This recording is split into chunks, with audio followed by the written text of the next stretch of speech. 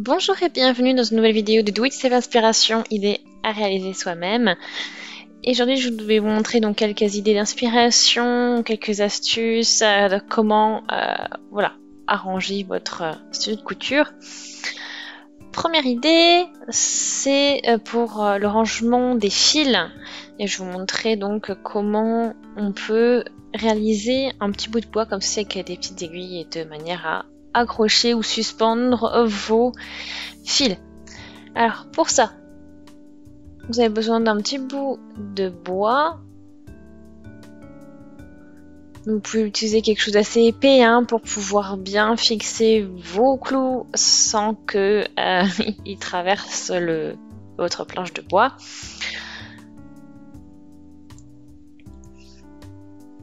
Donc ici, donc au niveau de la taille, c'est vraiment personnalisable, à vous de voir vraiment ce que vous recherchez, puis suivant aussi le nombre de bobines de fil que vous avez. Donc déjà on teste pour la longueur des clous. Voilà, faut tester sur votre bobine et voir la longueur qui peut être plutôt pas mal pour fixer votre bobine. Sachant qu'en plus, après vous pouvez utiliser bien sûr des vis et puis du papier de verre pour pouvoir voilà finir le bois, un petit peu le polir. Donc une fois qu'on a tout ce qu'il faut, on fait des mesures et faire des marquages. Donc ça c'est déjà fait, vous voyez des petits points. Donc c'est-à-dire que voilà, il faut qu'il y ait quand même une distance suffisante entre vos différents clous, vis, pour pouvoir ensuite fixer vos vis au clou pour ensuite bien pouvoir suspendre placer donc vos bobines. Sinon il risque de pas y avoir assez de place par exemple, ou c'est peut-être trop espacé. Ok. Et moi je vais faire des marques donc de 3 cm par exemple comme ceci. Une fois qu'on c'est placé, donc on peut commencer avec le placement donc des aiguilles ou des clous.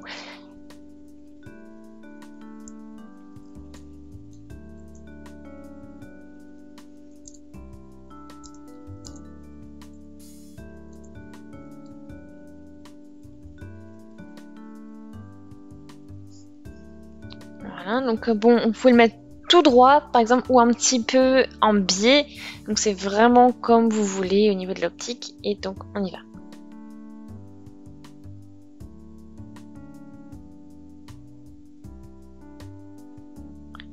Voilà ce à quoi ça ressemble quand on a tout placé.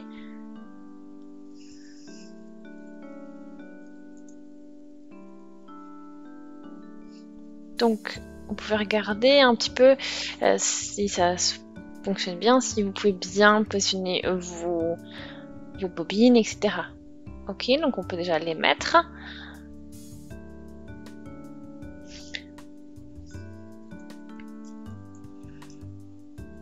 Ok, donc une fois que vous avez tout bien en place comme ceci,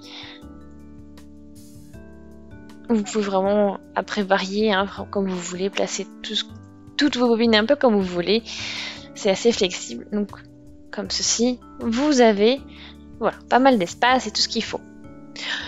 Autre idée, donc ça, je trouvais ça très souvent sur internet, donc c'est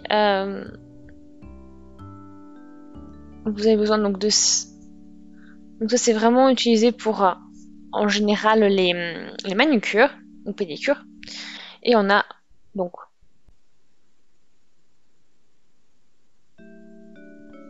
on les positionne ici, donc dans des petits trous de bobines, et parfait. Donc c'est un bon moyen d'organiser nos différentes bobines.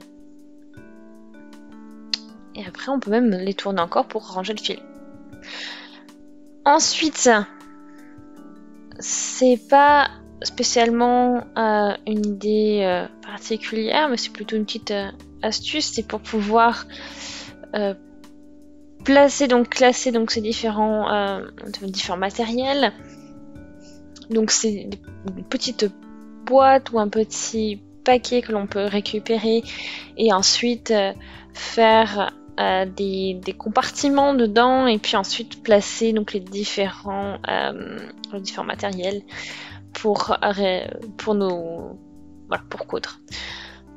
Tous ces petits ustensiles, des aiguilles, stylos, etc. Des coupes vite. Donc on peut toujours placer là-dedans, donc c'est plutôt pratique. Et après, ce qui est sympa, c'est par exemple si vous avez un petit couvercle comme ceci et qui est un petit peu donc transparent. Ensuite, j'aime bien donc placer donc voilà des petits écrits pour pouvoir me repérer aussi. Donc ici, par exemple, j'ai tous mes petits boutons pour être tout ce qui est décoration, etc. Et après, on peut aussi utiliser de vieilles petites boîtes, des petites boîtes un peu vintage, qui sont super jolies, avec un bel effet un peu ancien. Ensuite, autre idée que je peux vous montrer, que je trouvais sur internet. Donc c'est une jolie petite plaque décorative que l'on peut sur laquelle on peut. Donc là, ce qu'on a besoin, c'est ces petites bases décoratives. Et ensuite, 2 aimants qui sont vraiment assez puissants et de quoi coller. Et en fait, on va coller donc nos magnets ici. Donc par exemple comme ceci, par exemple, en forme de T. On colle et ensuite on peut placer donc nos aiguilles et c'est parfait.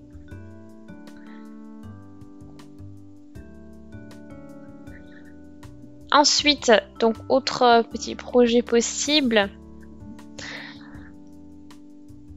Si on part, par exemple, vous partez en vacances ou autre, vous pouvez utiliser donc ces petites boîtes ou ces petits tubes pour placer donc vos aiguilles ou vos épingles ou autres. Donc c'est toujours pratique. Ce sont ces petites boîtes ces petits tubes pour épices ou autres que vous pouvez réutiliser. Et là, vous pouvez l'emmener avec vous en voyage pour pouvoir transporter donc différentes épingles ou et tout ce qui est petit et qu'on peut perdre assez facilement.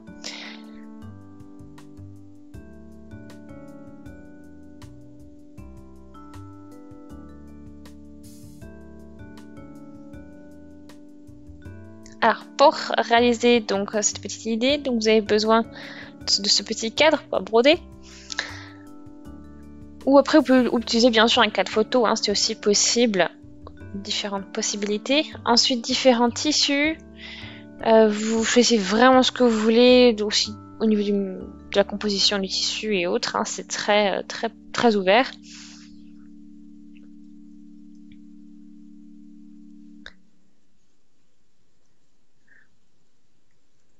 Et après, donc, on a aussi donc le tissu qu'on utilise, voilà, ce petit tissu cadré que vous utilisez souvent en broderie. Parce que c'est très simple aussi, donc on peut vraiment vite placer notre aiguille et passer au travers pour les projets broderie. Ok, après vous positionnez tout comme bon vous semble. Donc là, ici, on va juste prendre, voilà, mettre les tissus entre nos 2 ronds de broderie.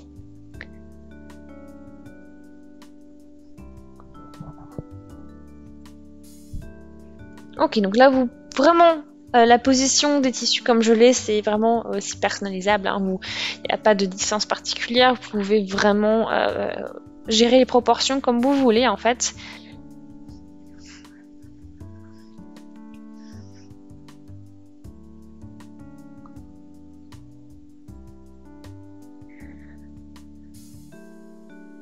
Et donc là, j'ai fait des revers aussi pour que ce soit plus joli au niveau du trait, que ce ne soit pas plein de fils en fait, pour que ce soit plus propre.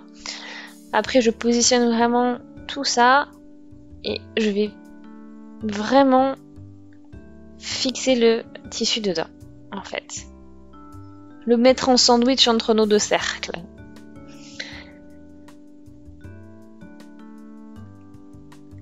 Et donc là, on pousse vers le bas.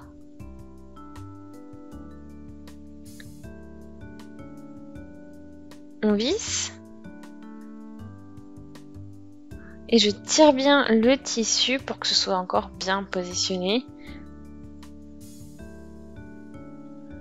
Si ça ne suffit pas au niveau que ce n'est pas suffisamment fixe, on peut toujours tout coudre ensemble en fait. Et là maintenant on fixe bien fort.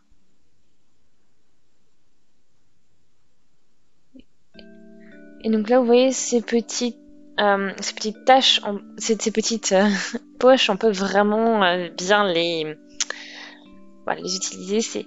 Ensuite on peut couper, hein. Moi j'ai juste coupé le long du bois. Après je vais toujours laisser un petit peu de surplus hein, pour pouvoir toujours ajuster si besoin. Et j'ai bien vissé aussi pour que ce soit bien serré entre les bouts de bois pour pas que le tissu ne s'échappe. Donc voilà, donc ça c'est vraiment... Ok, donc après j'ai positionné donc mes épingles ici, je peux mettre des petites pinces, trombones...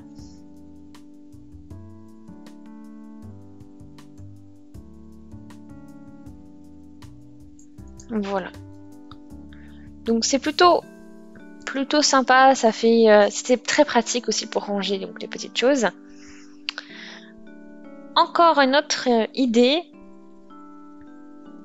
c'est aussi donc pour le tissu par exemple.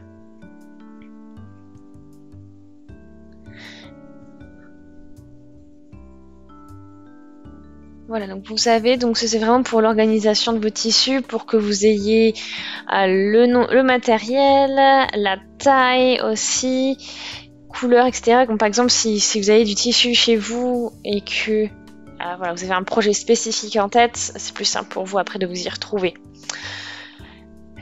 Et voilà donc pour cette vidéo d'astuces. Donc j'espère vraiment que ça pourra vous aider. Si c'est le cas, vous avez vraiment aimé la vidéo, laissez des commentaires, des avis, des suggestions, abonnez-vous à la chaîne si ce n'est pas encore fait. Et puis, on se dit à très vite. Salut!